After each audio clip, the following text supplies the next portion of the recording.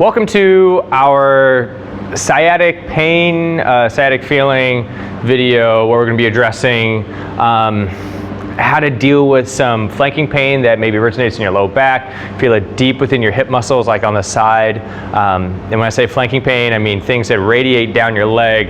Potentially you feel it like in the side of your leg, your knee, going down to your calf, even into your toes and the bottom of your feet. And that can be tingling, numbness, you can feel ticklish a little bit. It can be even feel like it's burning in a sense or numb. All that stuff is related to a big umbrella term, so it's not exactly a very specific injury, but it's more of an umbrella term called sciatic pain. What happens is right here, we have a sciatic nerve that goes through our hips and then it goes down our legs. And that's why it starts here and you can feel it into your toes. What happens is sometimes that nerve can be pinched on or muscles can be tied around it or any sorts of different reasons that muscle or that nerve can be irritated a little bit. And if you have things like this, again, this is not a rehab. We're not rehabbing anything about sciatica.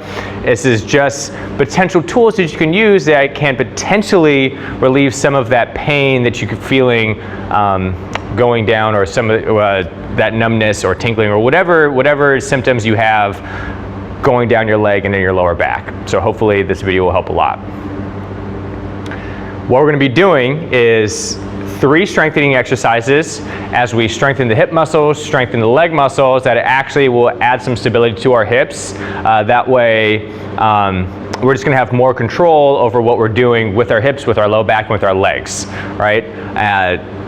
Then after our 3 strengthening exercises, we're gonna move into 3 different stretches that are designed specifically to loosen up some more irritated and more tight spots in the hips, and also get some circulation going. And then last thing I can always recommend is please get up and walk around. There's nothing quite as good for you as doing some of that. Get up, move often. So that's the last point of it. This first strengthening exercise is called a kickstand deadlift, and really like this one specifically for dealing with strengthening the hips and the legs is because it very specifically targets our glute muscle, and then it also very specifically tightens our side hip muscles, and it also very specifically strengthens our hamstring muscles. So that's what we're trying to do. We're trying to strengthen those big areas to help add stability to our hips, right? So that way nothing's really loose in here, our hips staying in place, our legs are staying in place. More stability usually and often can mean less pain. So here we go. So this is what we call the kickstand deadlift. So I've got my left foot in front, I'm gonna be doing my left leg, and I'm actually going to put my right leg back. So this is actually gonna hold me up some. I'm holding the weight in my right hand. Don't necessarily need to do that. You can hold it in both. You can also do this without weight if the weight's a little bit challenging.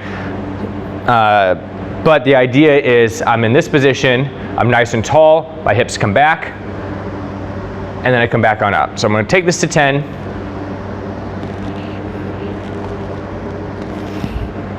And as I'm doing this, that heel in the front, my left heel, is the heel that I'm pushing into the ground.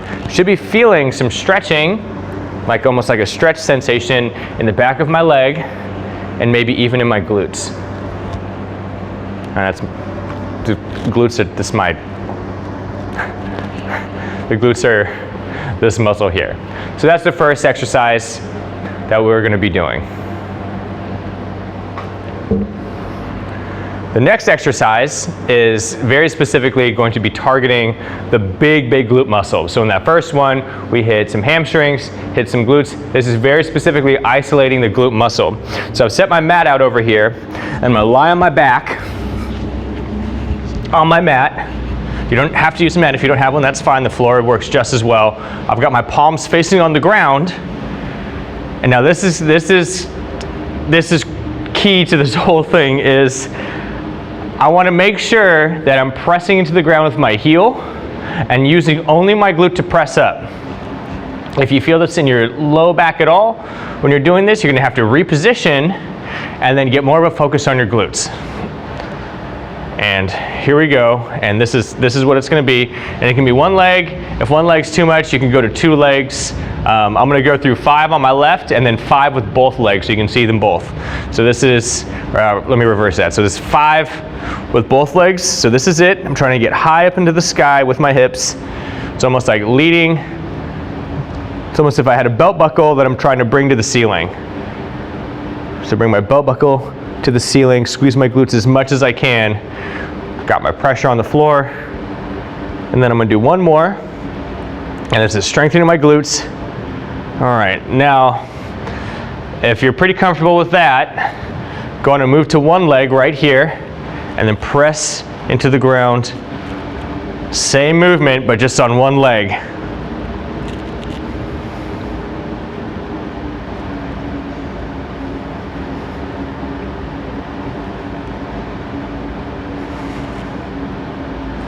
And there's my 5.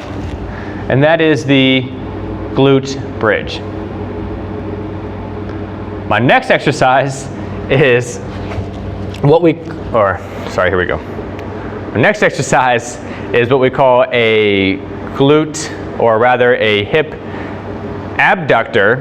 And what we do with this is we're actually gonna line the side of my mat, just like this.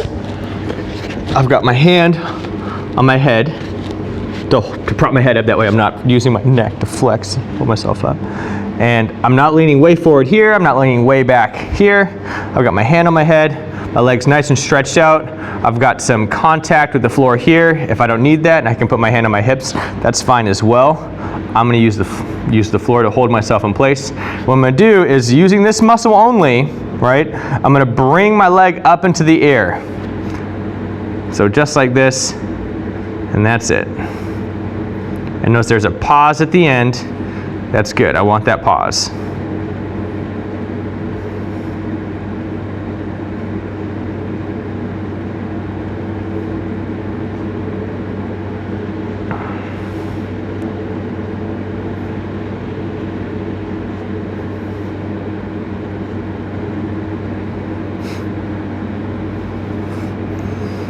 And there's my 10.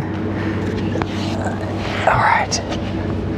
And then go on and do the other side, and that's going to 10 as well. And that is what we call, again, the hip abductor. And that's working specifically, hopefully you felt it, some of those smaller hip muscles, specifically on the side of your hips that control your leg. Now we're going to be moving into our stretches, and this first one is what we call a pigeon stretch. And I laugh just because I never really see pigeons do this. So what I've done here is I've taken my left leg and I've put it in front of my hips. I've got my knee on the ground and my ankle on the ground. That's all that's important, right? So if I'm here, that's fine. To increase the stretch, I take my ankle and I bring it out a little bit. Now this is designed to loosen up and stretch out some of these really, really tight, deeper hip muscles, right? So this is going after some deep hip muscles. It's not like when we did the strengthening exercises where it's very obviously targeting large muscles in my hips and in my legs. This is like deep, deep hip muscles that we're trying to stretch here. And this one in particular is actually really good for this tiny muscle in our hips that actually impacts on to our nerve. And that is called the, sorry for anatomy, but you know, everything's got to have a name. It's called our piriformis muscle, and it actually, where it's placed in our hips, if it's really, really tight, it can actually pull on our sciatic nerve, or actually impact onto our sciatic nerve. So this can often almost be a stretch that will immediately affect the way that you're feeling. It can. Again, this is not a rehab. If you have serious pain and things, please see a doctor. And that was about 30 seconds, and then you switch sides and then do the other leg.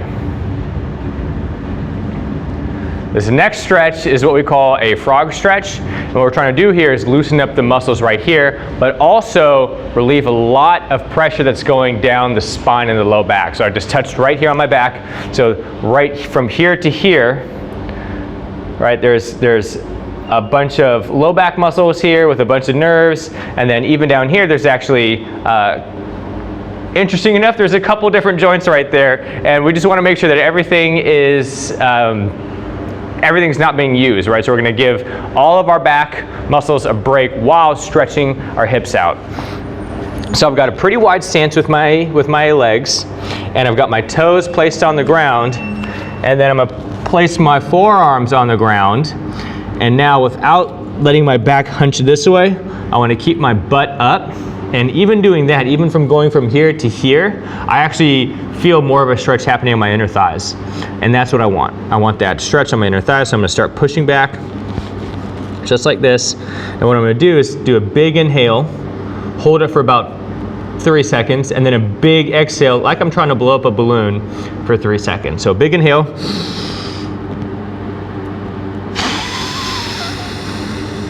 Well, I'm gonna go and do that again. So it's 3 seconds in. Now 3 seconds out. And get a little bit further down. Great. And then there's my frog stretch.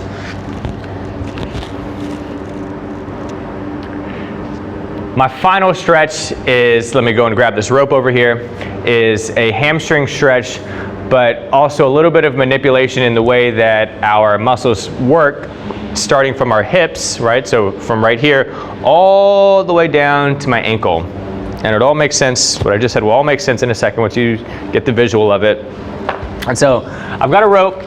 You can, if you have a band, like an exercise band that you can loop around your foot, great.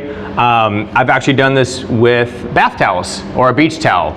Pretty much anything that you can hold on to that's long enough.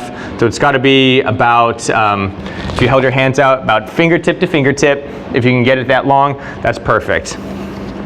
That's perfect. So about fingertip to fingertip. So here we go.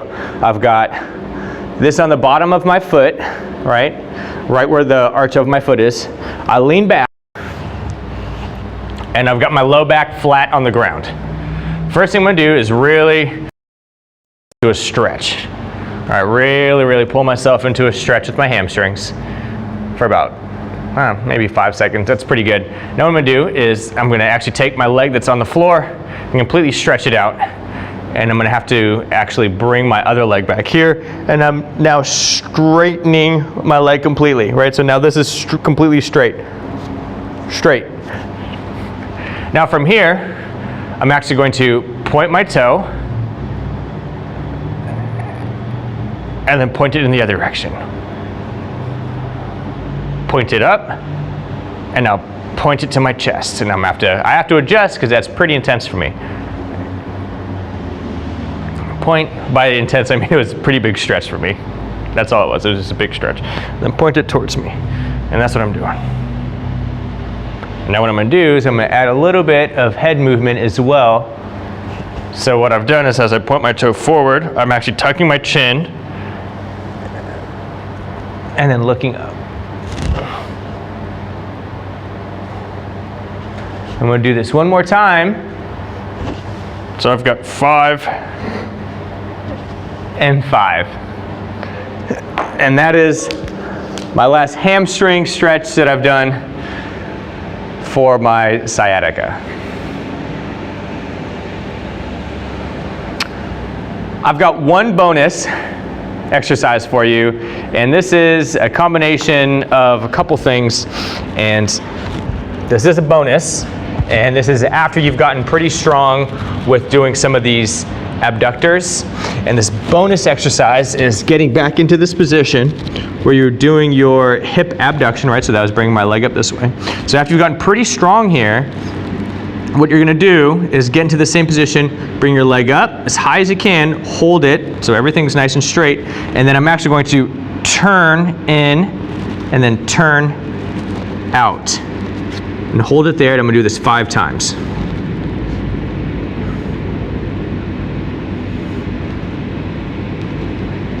And here's the last one. And there's my 5. So hopefully you could see that. I was turning my leg in this way, and then I was turning it out that way, almost how something would be a swivel on like a cylinder. I wasn't just pointing my toe with my ankle, I was literally moving this part of my leg in and then out. And it's another nice little strengthening exercise you can do for your hips. It's our bonus. Hope you enjoyed.